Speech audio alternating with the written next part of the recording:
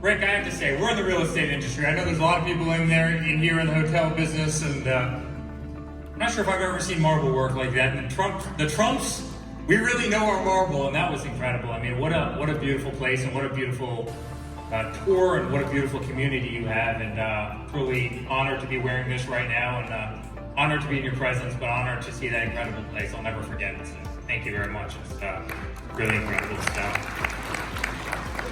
Well, guys, it's an honor to be here. We have so many friends in the community, and what your community stands for is, I think, everything that our family stands for. Family, hard work, faith, love of America, love of country. It's very, very similar. And you are an amazing, amazing community, and one that we love. We actually have a bunch of buildings over in India. I think many of you in here probably know that, and we have so many friends in India. It is a spectacular country with incredible, incredible people. And be invited the way we have this event today, to be toured around the facility, to be here, is truly an honor of our lifetime. And you look at what's happening in the country right now. You look at what the kind of left stands for.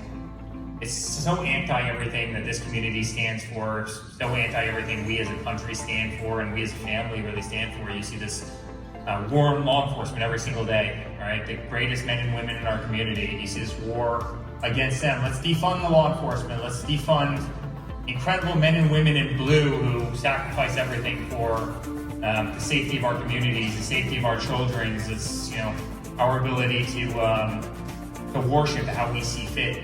And you see this. Let's defund them. And you look at what's happening in Seattle. You look what's happening in Portland each and every day. You look at what's happening in Chicago, and this all-on attack. And you look at this war against religion in this country. And then, the Democrats, I think, did it better than anybody last week during the DNC, when they took out the word God.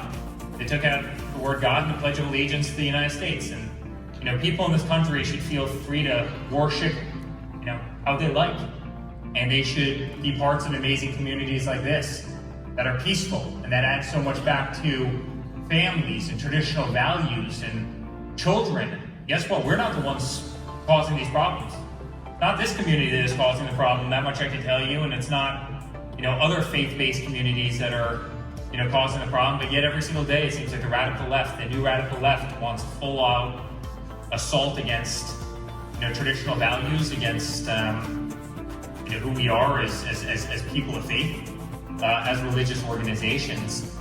And you see that. I mean, the Democratic Party, they've actually just announced that they've become the party of the quote-unquote the atheists, right? You saw that in their proclamation. And frankly, much of this radical left is intolerant. She's not going around saying that she's of Indian descent. In fact, she's going around saying the exact opposite. And so you look at what this party stands for. You look at what the radical left stands for. The lack of organized religion.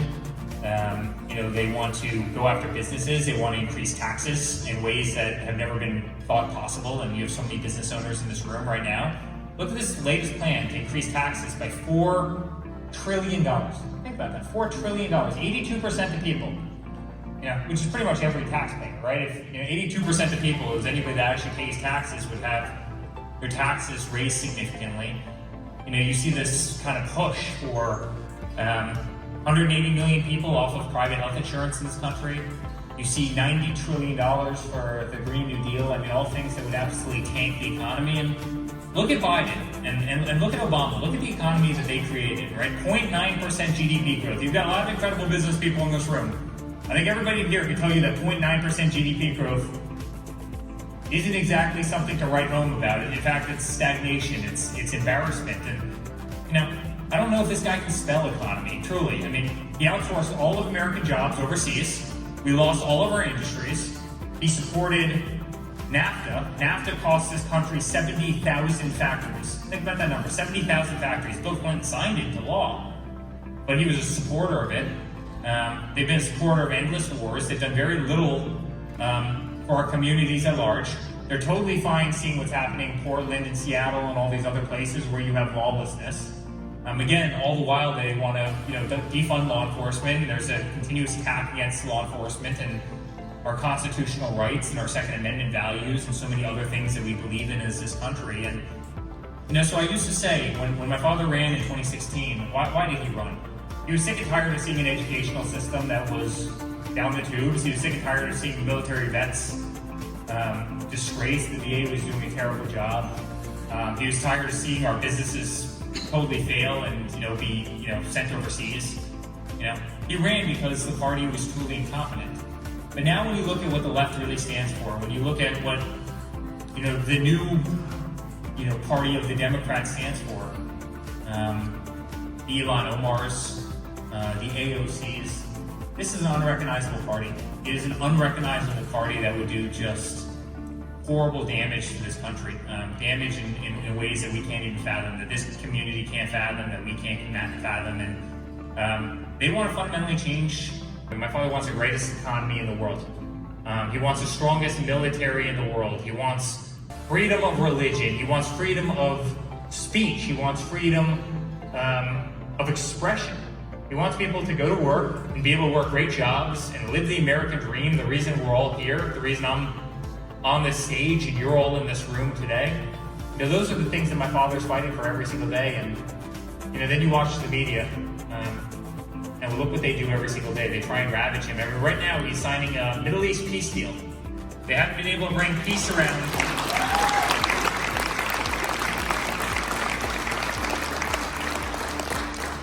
In Biden's 47 years, he hasn't been able to create peace in the Middle East. In Obama's years, he hasn't been able to create peace in the Middle East. In fact, the exact opposite. In fact, most of their policies destabilize those regions of the world. Some of the most horrible decisions foreign policy-wise was made by these people. And it took a business guy, it took a hotel guy from New York City to come in here and tell them they were all doing it wrong, get world leaders from different religions and different beliefs that lived in different areas, that spoke different languages together, brought them together, realized that there was a larger goal and objective, and look at all the good that can be accomplished. And I truly believe he was sent here to do that. And the job he's done, he's made me so incredibly proud as a son. I mean, he's truly made me incredibly proud as a son. But I have to say, one of the moments he talks about most is that moment down in Houston, Texas with Modi. And I'm not sure who was here. I know Rick was at that event, but was anybody else at that event that day? Now, I was watching on TV. It's one event that I wish I would have gone to.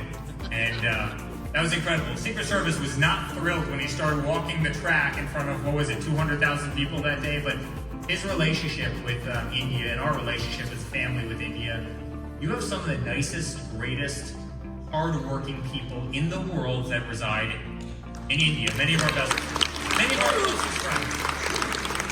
They are loyal to the core. They are peaceful. They have wonderful families. They have a work ethic of which just about everybody else should admire. And we as a family, we truly love you. We truly love you. We love what you represent. You represent the best of America. You represent, the best of this society. And I can tell you, my father will never, ever let you down. I think that's very different than past presidents, to tell you the truth. I think when you see how past presidents have involved in China, and you see the problems that India's having with China and will likely have with China, and in fact, the whole world will probably have with China at some point. You know the problems of Pakistan better than I ever will. And my father has always been there for your great country, and I promise you, he will always be there for Indian Americans.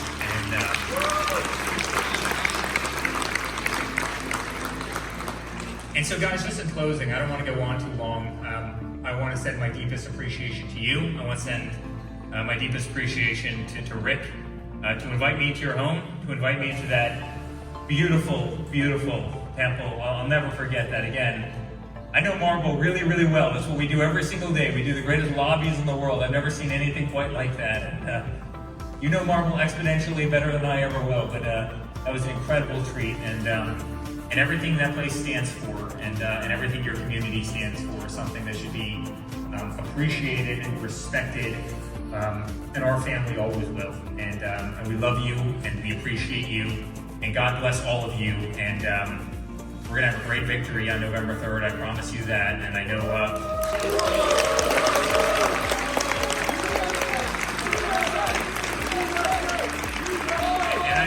know this community is behind us, but we are going to have a great victory, and it's going to be fun to watch a lot of these people in the background cry. Not these guys from Georgia, they treat us well, but it'll be great to see a lot of the mainstream media cry when they have another big loss. You know, they continue to double down, and they continue to get along, and guys, God bless all of you. Thank you for having me here, Rick. It's an honor, and I can't wait to see you all again very soon. Thank you very much.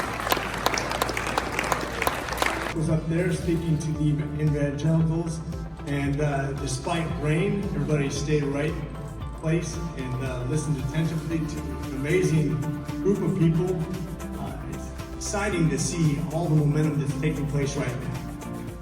One of the neat things about being here amongst you here today is, and several people I know right now, is to see the amazing future of the Republican Party. When I say that, most people will never believe me. Wait, it's in a couple of years. The Republican Party will be the party for immigrants and minorities. Come here for bigger government. Certainly didn't come here to watch your businesses burn. Came here for the American dream. And that's represented in the very conservative principle that you're here supporting right now. Who do you trust? When it comes to businesses, trust the business owners, the people who knows what's good for creating jobs, what's most efficient, how to read doctors, the doctor-patient relationship, or the representatives up in DC who have nothing better to do than serve special interests and watch after the profits as we see the Affordable Care Act result in anything other than overdoses. I see depression, I see anxiety, I see all the common woes of American society, and we have about 100,000 Indian immigrants in this district. And yet, I don't see your children overdosing. I don't see them in there being suicidal. Not that that doesn't happen, but it is a rare, rare thing amongst your society, and the reason is because you've done a great job raising your children to value education, to value opportunity, and to value the common sense core of conservatism, which you're here now supporting. I thank you for that example, and you can see it in the future of America. And everything that you're designing your lives after is what other Americans should also be doing. In many ways, it's very...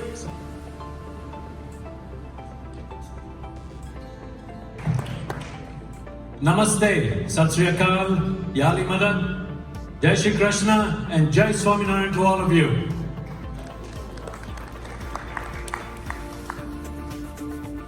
Welcome to the launch of the Indian Voices for Trump. My name is Ritesh Desai. I'm proud of my Indian heritage, and I'm a proud and practicing Hindu. It is an honor for me to be with all of you today, and we should all be very proud for this day and for this event. I want to thank a few people. I want to thank God. I want to thank my Guru, Harmeet Dhillon, Mrinali Kumari, our amazing staff, Swati Singh, Kavya Ramagiri, and Esther Liu. From the GOP, I want to thank Dan Coates, our state director, Joe Proenza, Bailey Hill, Austin, Zach, Billy Kirkland, and Josh Finley. And I know that we have some good friends with us, some elected and soon to be elected leaders. I think some of you may have heard from Rich McCormick just a few minutes ago. What an incredible guy.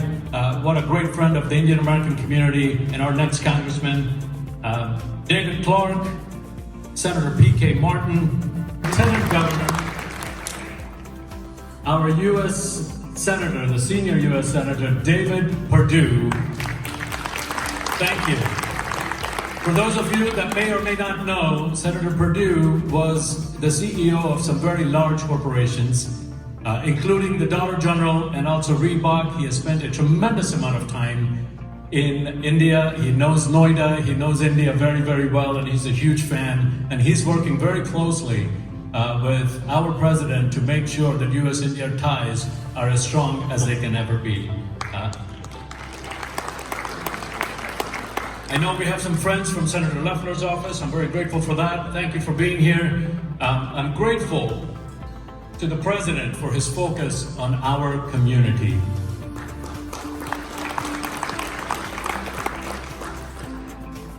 Thank you, Mr. President, for recognizing our contribution to this country. Over 60% of the hotels in this country are owned and are operated by Indian Americans. The Asian American Hotel Owners Association is the largest hotel owners association in the world. Lawyers, doctors, business owners, IT professionals, teachers, and even police officers. I want to recognize SASOA. This is a great organization that has 3,500 people. Thank you. I want to recognize Harsha for having all of your team members come today. 3,500 C-stores from the entire Southeast. And thank you for that organization. Thank you for doing such a great job. The President appreciates the values that we hold dear. Our focus on family values, education, faith, and entrepreneurship.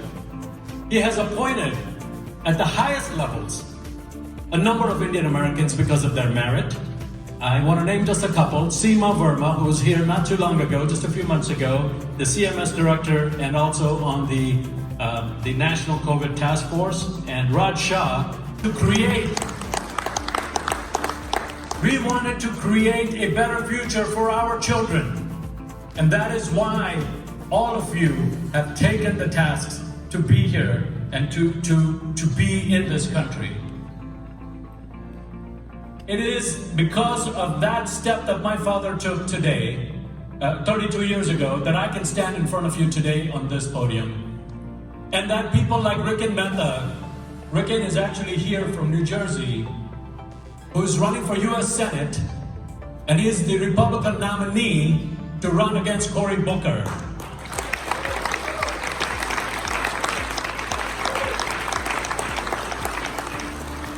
I know that, like me, many of you share a close affinity to India.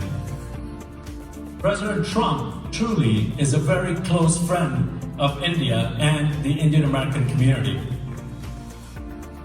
He has and will continue to build closer ties between the two countries, India being the largest democracy in the world, and US being the oldest. They are natural allies. It has never been more clear.